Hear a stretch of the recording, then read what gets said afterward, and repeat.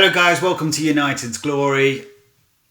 Here we are again. I mean, can you say you were surprised by that? I can't, but for some reason I can't help but feel this sense of complete and utter disappointment because what I just witnessed against Arsenal was an utter bottle job by the Manchester United manager and the coaching staff in a gutless performance by, the 11 on the field. 0-0 to Arsenal's barely second string. They had their three main players out. Let's say we take Rashford, Bruno and Maguire out of our team. That's literally what they were playing with, and we barely went for it. In fact, okay, at our time I would have said we were probably slightly the better team, but by the end of the game they were the better team. They were creating more clear-cut chances than we were. They're practically their reserves. Only a few days after, we had a tepid performance against Sheffield United's reserves and lost. The reason I'm disappointed is because, okay, like Gary Neville stated at the end of the video, at the end of the football match, not many Man United fans would have expected us to win the league. That's true. I didn't. I just thought, we can see ourselves in a bit of a title race this year.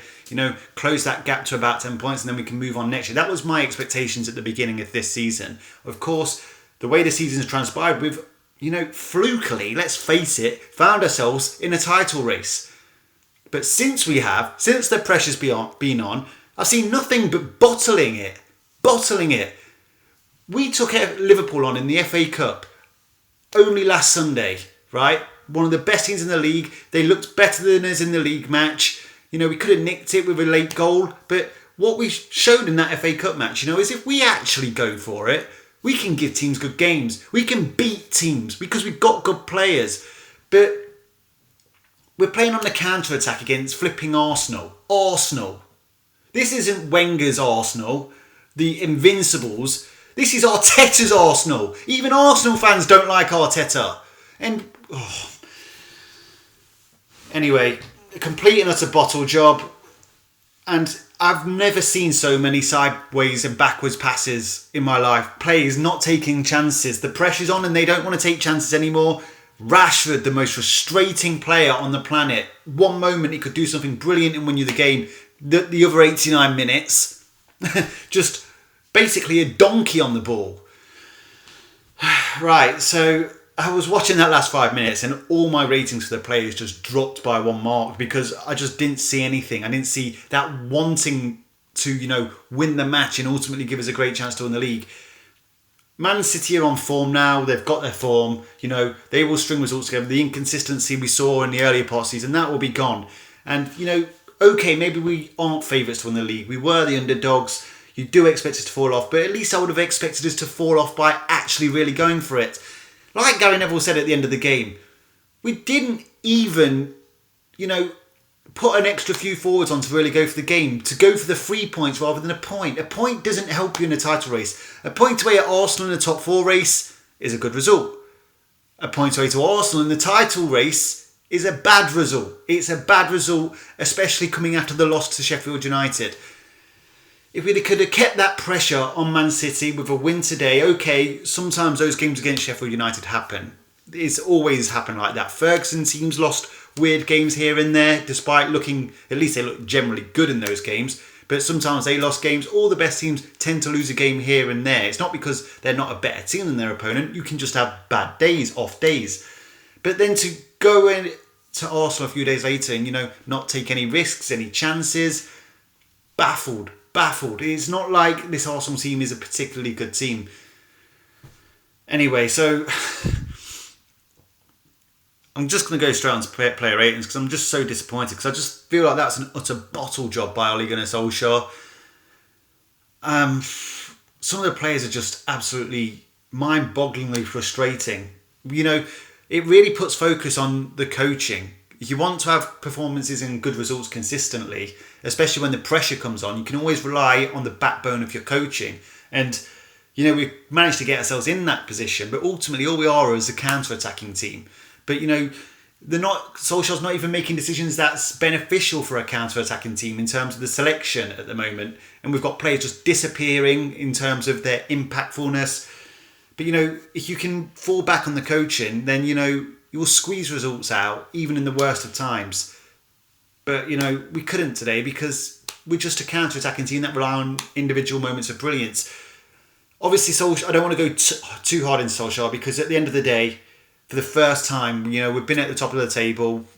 We are still in the mix. We won't win the league, let's face it, if we're brutally honest. But, we're in the mix, and that's all we can expect this season because Ole wasn't fully backed by the Glazers last year. So, we're in the mix, and that's all you can, wish for. But at least go for it. I mean, the teams that Ole used to be a part of, them teams really used to go for it if they thought they could snatch 3 points. They would have rather have got the 3 points than got a point, risked losing a point. Just awful. Anyway, I'm going to go straight into player ratings. So, David De Gea, I personally thought after Sheffield United, he should have got dropped. It's not necessarily because I think Henderson's better than him, but ultimately, when we brought Henderson back off loan from Sheffield United, the whole point was that David De Gea just had a bad season, full of errors. And this year, he's been far more consistent, making less errors. And I think he could have said it was a foul against Sheffield United, but ultimately he could have been a lot stronger. It wasn't just the foul that cost us a goal there. It was basically him being weak in the air, and all teams know this. That's why they surround him, because he's a weakness on defensive set pieces. And as well as this silly pass out to the Sheffield United winger, that frustrated me. But, he played well today, did everything he needed to do. His passing was good. I have no problems with De Gea. I'm going to give him a 7 out of 10. He was actually our man of the match today without making any particular brilliant saves. Not, the typical Dave save performance. Just a generally okay performance. 7 out of 10. I wish he had the throwing ability and the quickness about him when we're trying to break on the counter-attack. He doesn't seem that urgent to release the ball, and I would like him to be more urgent to release the ball on the counter-attack. It's hard to see, especially when you're watching on TV, all the options available to him, but he just seems to hesitate. And that's one thing I've noticed Henderson doesn't do. He doesn't hesitate, and he's got that throwing ability that, Schmeichel used to have. Anyway, still, man of the match for me today, De Gea. Unbelievable. Luke Shaw. I like this more attacking Luke Shaw. He's definitely getting forward more. You can tell his confidence has grown. Obviously, this is a result of the competition from Telles. But Luke Shaw cannot cross as good as Telles. And if you're going to play a forward like Cavani who's going to thrive on crosses, you need to cross earlier and you need to cross more often than what Luke Shaw does. Now, I thought he made some good overlapping runs today and he nearly set up Cavani. But, it has to happen on a regular basis. And I'm not particularly going to have too much of a go at Shaw today because he had Pepe who, he had to recover and defend well against. Because Pepe is a good player, when things are going well for him. Does the same thing all the time. He's a bit like Mason Greenwood. But, I'm going to give Shaw a 5 out of 10. And as you see the rest of my ratings, that's not a bad rating today because I'm fed up of putting any extra hopes into this team because they always disappoint when the going gets tough. They just get going. So 5 out of 10 for Luke Shaw. On to Wan-Bissaka. It's like I said against Sheffield United. If you're the opposing team, you're happy when Wan-Bissaka gets the ball.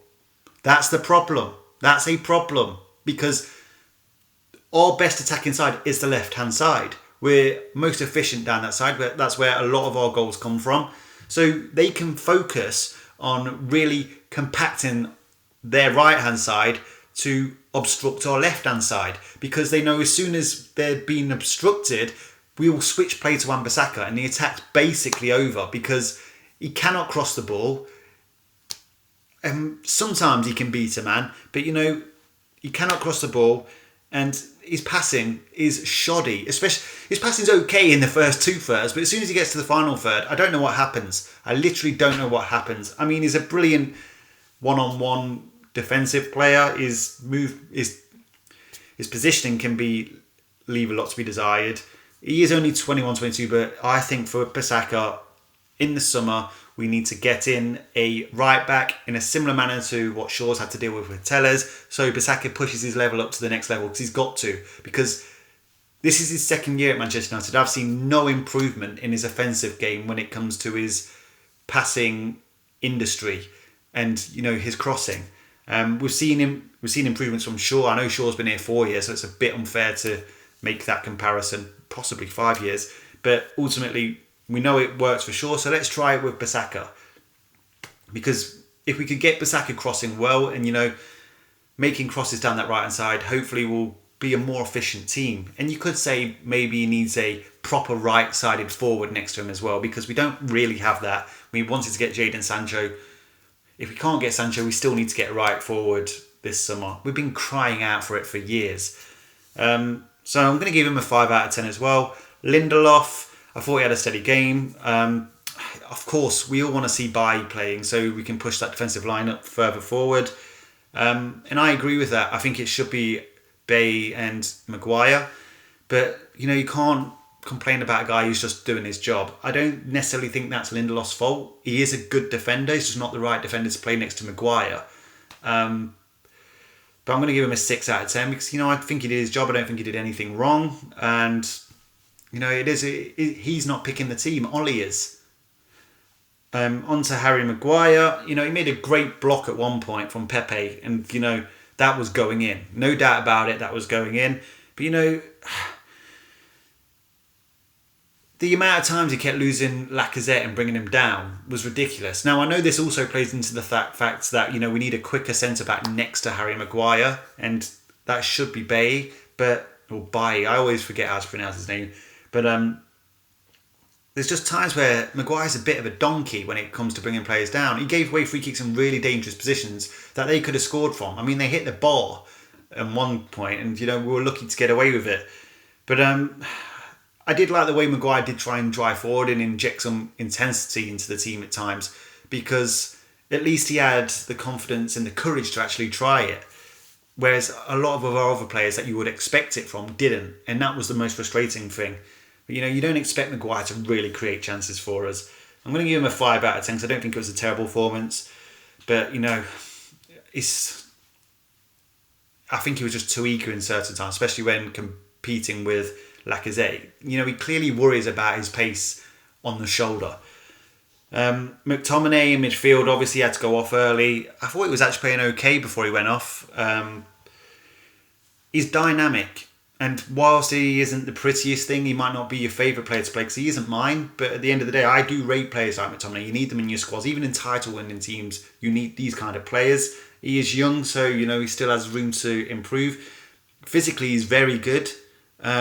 His passing's okay. He does tend to go sideways and backwards a lot. But, I'd say he's actually quite press resistant. And he just suits Fred. The connection between him and Fred's very good. I thought in the first half we were containing Arsenal a lot better than we did in the second half. And in the second half, I saw the midfield that I've always wanted to see, Pog Fred. And it didn't work. It didn't work at all. I've got to admit it. But obviously, McTominay went off injured. I can't really give him a bad rating for that. We were playing okay at that point, so I'm going to give him a 6 out of 10.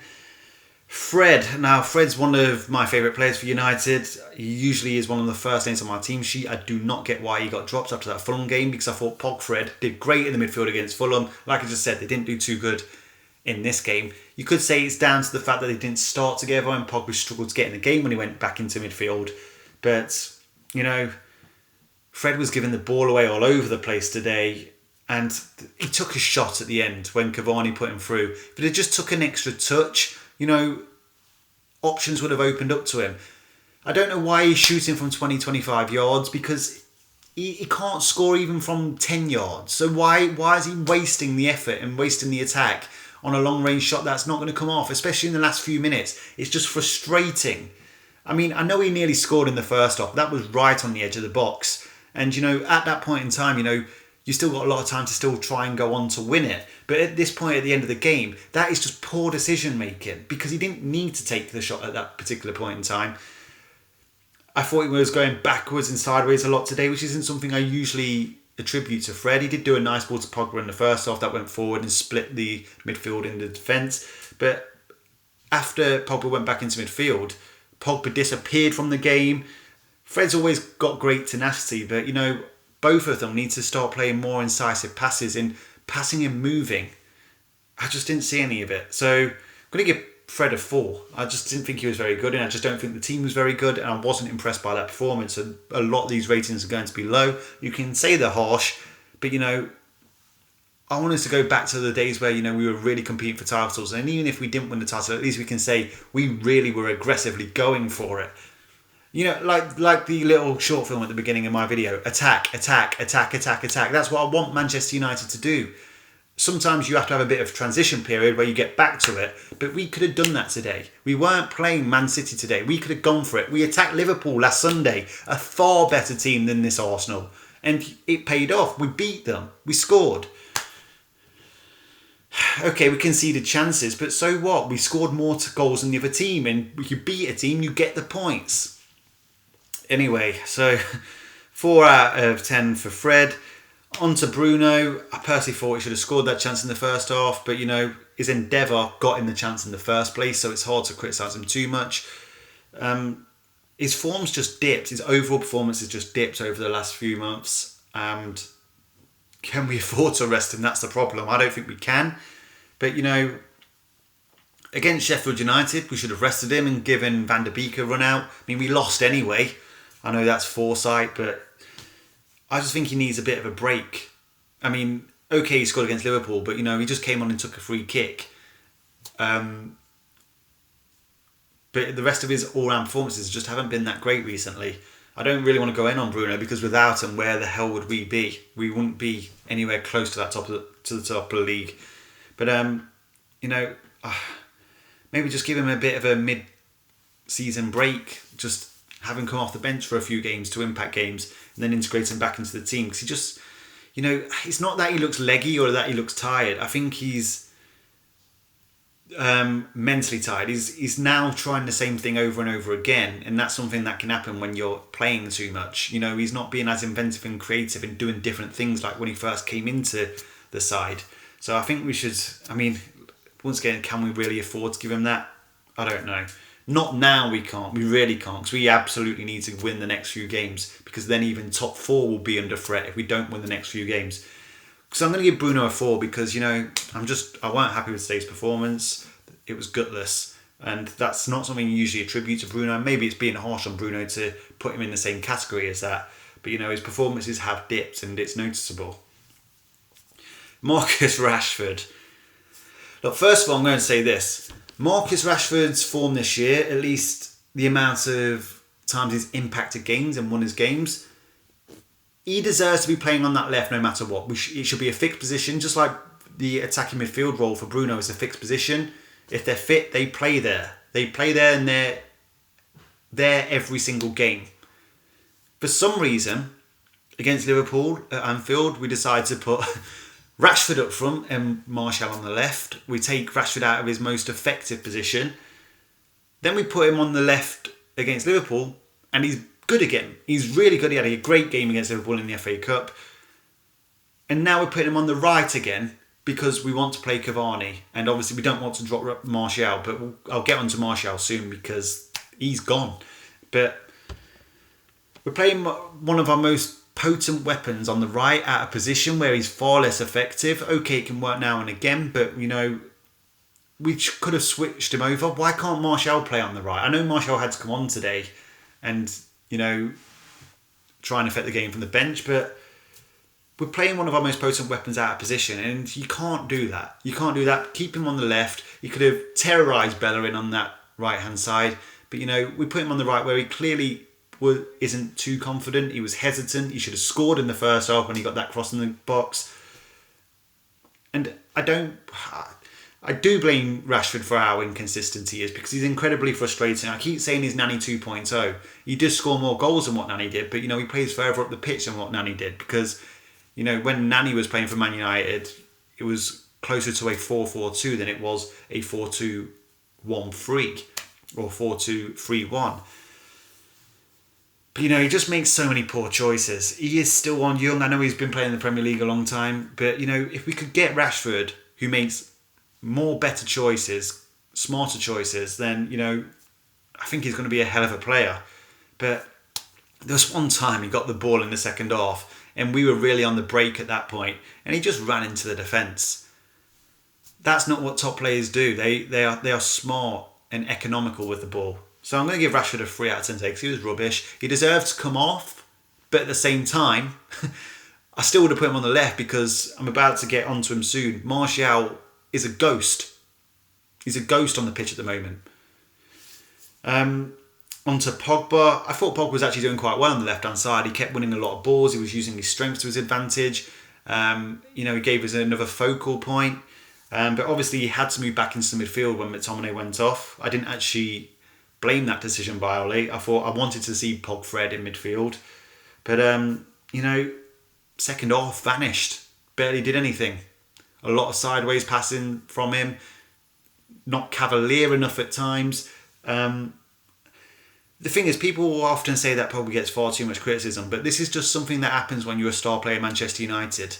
Go back throughout all the years. You're a star player and the game goes against you and you're seen not to be impacting the game. Then, you will get a lot of blame for it. It doesn't matter who you are. Go back to, I can remember all the teams. If Cantona had a bad game, criticism. If Beckham had a bad game, criticism. If Cristiano Ronaldo had a bad game, criticism. Giggs, criticism. Scholes very rarely had a bad game, but criticism. Van Nistelrooy used to get criticism. It doesn't matter who you are. If you're the star player and you're not impacting games and winning these type of games for Manchester United, you're going to get criticism. Now, I'm going to be a bit empathetic with Pogba because, he started the position on the left hand of the forward line and then got moved back in. And I don't think Pogba was the most press-resistant player, and Arsenal are a pressing team.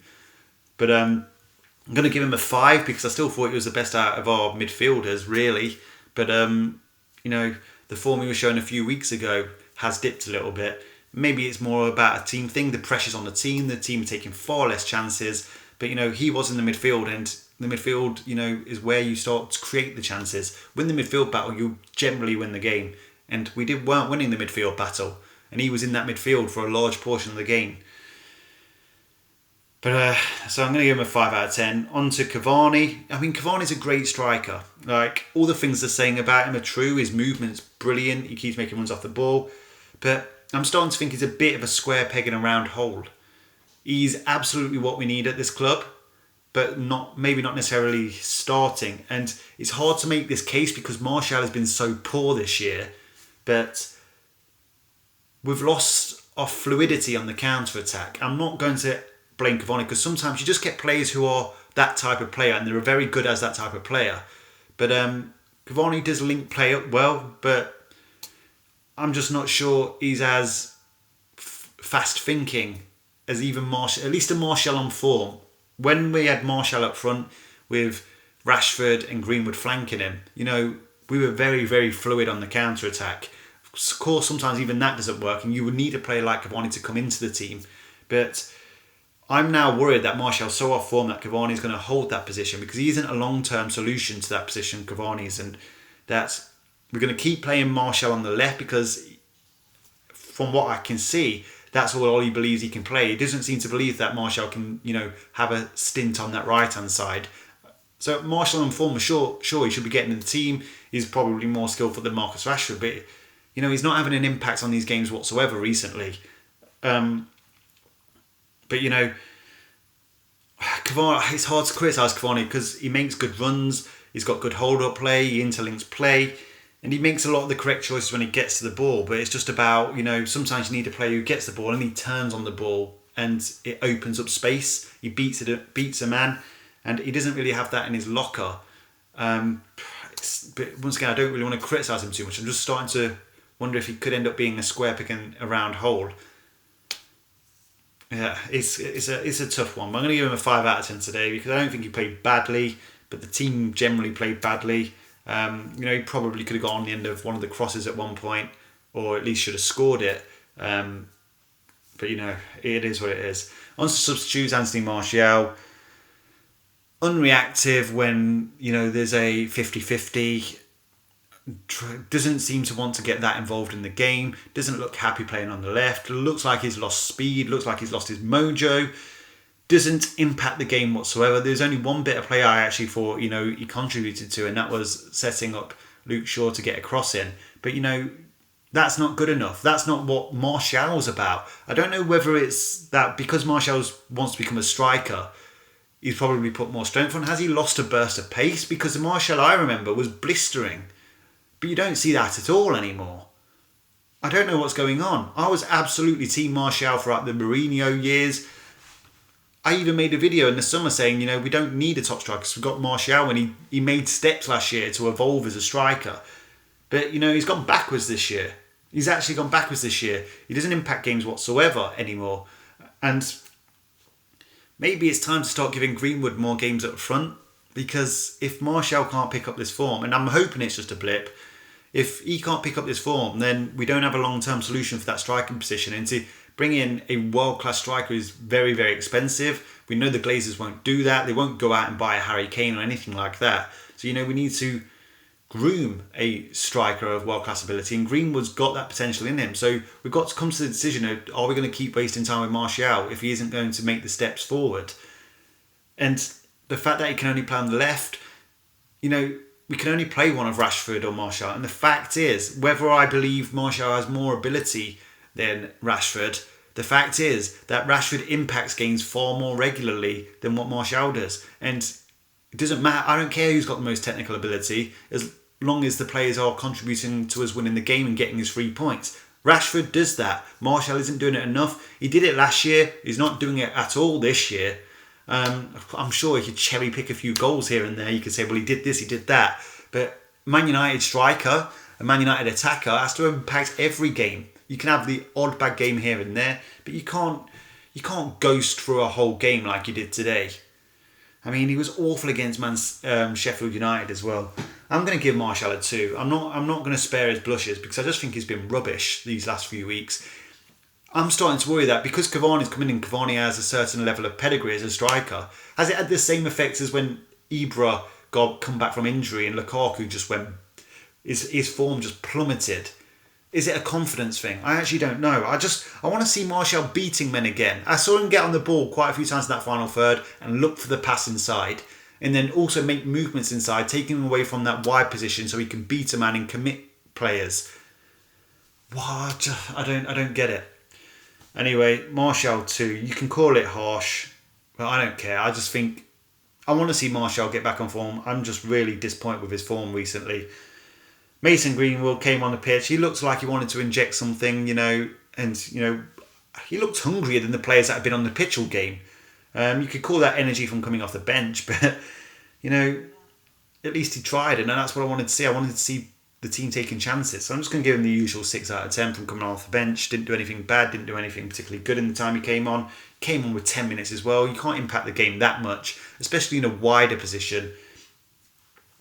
On to the manager, Ole Gunnar Solskjaer.